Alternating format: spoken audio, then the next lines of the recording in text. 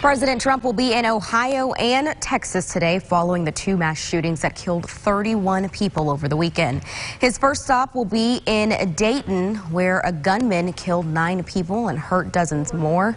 After that, he'll travel to El Paso, where a shooter killed 22 people and injured dozens at a Walmart.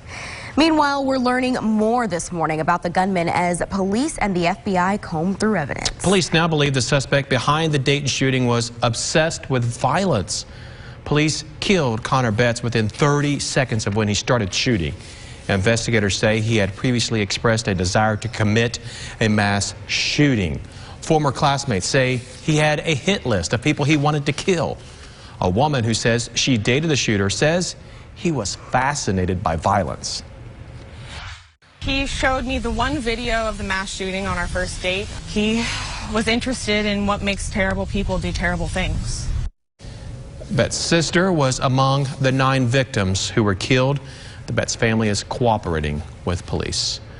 The family of the alleged El Paso shooter released a statement about what happened. Now, 21-year-old Patrick Crucius is charged with capital murder. His family says his actions were influenced by people they don't know and by beliefs they don't condone.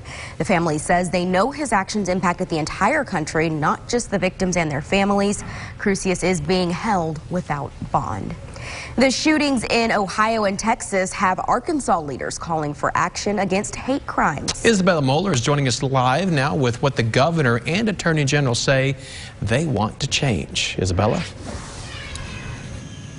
Hey, good morning, Pat and Ashley. Several people now weighing in across the state what they think needs to be changed, but also saying that the hate is not going to be tolerated here in Arkansas. Governor Hutchinson and Attorney General Leslie Rutledge, they have both expressed that there's no room for white supremacy and violence stemming from hate in our state.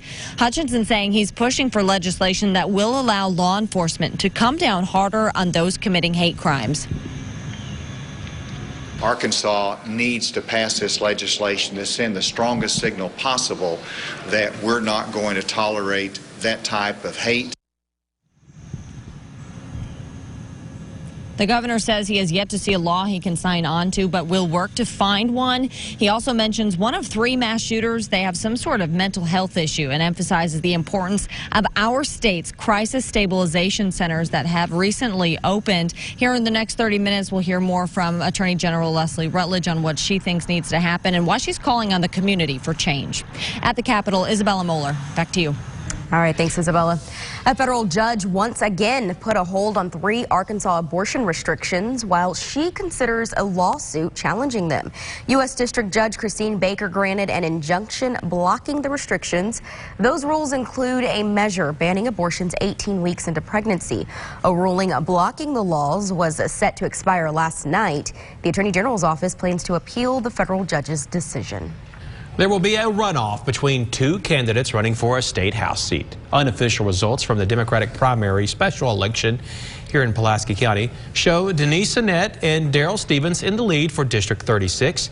Annette had about 32% of the vote. Stevens was close behind with 30%.